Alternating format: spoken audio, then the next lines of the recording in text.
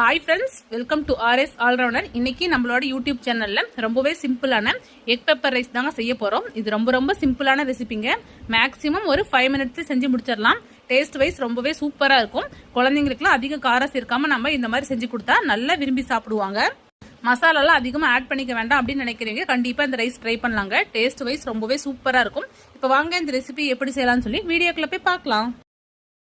இந்த ரெசிபி செய்யறதுக்கு நான் தேவையான அளவு ரைஸ் எடுத்து ஆற வச்சு வச்சிருக்கிறேங்க. சாப்பாடு இது மாதிரி உதிரியே வரிச்சு எடுத்துக்கோங்க, அப்பதான் ஒன்னோட ஒன்று ஒட்டாது, நல்லா இருக்கும். இப்போ வாங்க எப்படி செய்யலாம்னு சொல்லி பார்க்கலாம்.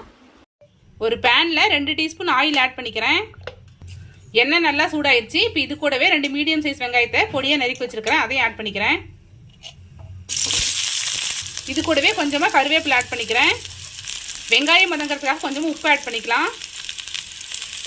வெங்காயம் 2 நிமிஷம் நல்லா வதங்கட்டும். வெங்காயம் 2 நிமிஷம் நல்லா வதங்கிடுச்சு. இப்போ இது கூடவே 2 பச்சை மிளகாய் ஆட் பண்ணிக்கிறேன். நீங்கள் குழந்தைங்களுக்கு கொடுக்குற மாதிரி இருந்தால் பச்சை மிளகாய் 1 மட்டும் ஆட் பண்ணிக்கோங்க. இப்போ இது கூடவே 1 டீஸ்பூன் இஞ்சி பூண்டு பேஸ்ட் ஆட் பண்ணிக்கிறேன். இஞ்சி பூண்டு பேஸ்ட்டோட ராஸ்மல் போகிற வரைக்கும் ஒரு 1 நிமிஷம் நம்ம நல்லா வதக்கிக்கலாம். இப்போ இது கூடவே நான் 2 முட்டை உடச்சி ஊற்றிக்கிறேன். நான் இன்னைக்கு 1 கப் ரைஸ்க்கு 2 முட்டை உடச்சி ஊற்றிக்கிறேன். நீங்கள் எந்த அளவுக்கு செய்றீங்களோ அதுக்கு தகுந்த மாதிரி முட்டை ஆட் பண்ணிக்கோங்க.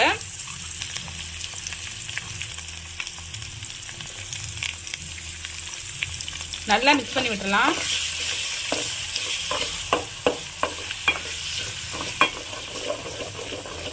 இப்போ இது கூடவே கொஞ்சமாக உப்பு ஆட் பண்ணிக்கலாம். நம்ம ஆல்ரெடி வெங்காயம் வதங்கும் போது உப்பு போட்டிருப்போம், ஸோ பார்த்துக்கிட்டு அதுக்கு தகுந்த மாதிரி ஆட் பண்ணிக்கோங்க. இப்போ முட்டை நல்லா வெந்து வரட்டும். அடுப்பை நல்லா லோ டு மீடியம் ஃப்ளேம்லேயே வச்சுக்கிட்டு நல்லா வேக வச்சு எடுத்துக்கலாங்க. பாருங்க, முட்டை நல்லா வெந்து உருண்டு வந்திருக்கு. இப்போ இது கூடவே தேவையான அளவு மஞ்சத்தூள் ஆட் பண்ணிக்கலாம். மஞ்சத்தூள் ஆட் பண்ணி வச்சு நல்லா மிக்ஸ் பண்ணி விட்டுட்டு இப்போ இது கூடவே நம்ம தேவையான அளவு சாதத்தை ஆட் பண்ணிக்கலாம். சாப்பாடு இது மாதிரி நல்லா உதிரி இருந்தால் தான் நல்லாயிருக்கும். தேவையான அளவு சாதம் ஆட் பண்ணியாச்சு. இப்போ நல்லா கிளறி விட்டுக்கலாம். இது ரொம்ப சிம்பிளான ரெசிபி. மசாலா ஸ்பைசஸ்லாம் வேண்டாம்னு நினைக்கிறீங்க, இது மாதிரி செஞ்சு சாப்பிட்லாம். டேஸ்ட் ரொம்பவே சூப்பராக இருக்கும். குழந்தைங்களுக்குலாம் கொடுக்கும்போது இது மாதிரி செஞ்சு கொடுங்க. இப்போ சாப்பாடு எல்லா சைடும் ஸ்ப்ரெட் ஆகிற மாதிரி நல்லா கிளறி விட்டுக்கலாம். பாருங்க, எல்லா சைடும் படுற மாதிரி நல்லா மிக்ஸ் பண்ணி விட்டாச்சு. இப்போ இது கூடவே நான் 1.5 டீஸ்பூன் பெப்பர் தூள் ஆட் பண்ணிக்கிறேன். ஆட் பண்ணிட்டு நல்லா கிளறிடலாம். நல்லா கிளறி விட்டுட்டு ஒரு 1 நிமிஷம் நம்ம அடுப்பு ஆஃப் பண்ணிடலாம். நல்லா மிக்ஸ் பண்ணி விட்டாச்சு. இப்போ அடுப்பு ஆஃப் பண்ணிடலாம். செக் பண்ணி பார்த்துட்டு உப்பு மட்டும் உங்களுக்கு தகுந்த மாதிரி ஆட் பண்ணிக்கோங்க.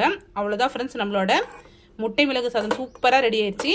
நீங்களும் இதே மாதிரியே செஞ்சு பாருங்கள். டேஸ்ட் ரொம்பவே சூப்பராக இருக்கும். இது ரொம்பவே சிம்பிளான lunch box recipe. So try பண்ணி பார்த்துட்டு எப்படி இருக்குன்னு சொல்லிட்டு மறக்காம கமெண்ட்டில் சொல்லுங்கள். இது மாதிரி simple recipes and lunch box recipes videos நம்மளோட சேனலில் ரெகுலராக அப்லோட் பண்ணுவோம். இது மாதிரி வீடியோஸ் வேணும்னா நம்மளோட RS Allrounder சேனல் மறக்காம சப்ஸ்கிரைப் பண்ணிக்கோங்க. இந்த வீடியோ உங்களுக்கு பிடிச்சிருந்தா லைக் பண்ணுங்கள், கமெண்ட் பண்ணுங்கள், மறக்காம உங்களோட ஃப்ரெண்ட்ஸ்க்கு ஷேர் பண்ணிக்கோங்க. தேங்க்யூ ஃப்ரெண்ட்ஸ், தேங்க்ஸ் ஃபார் வாட்சிங்.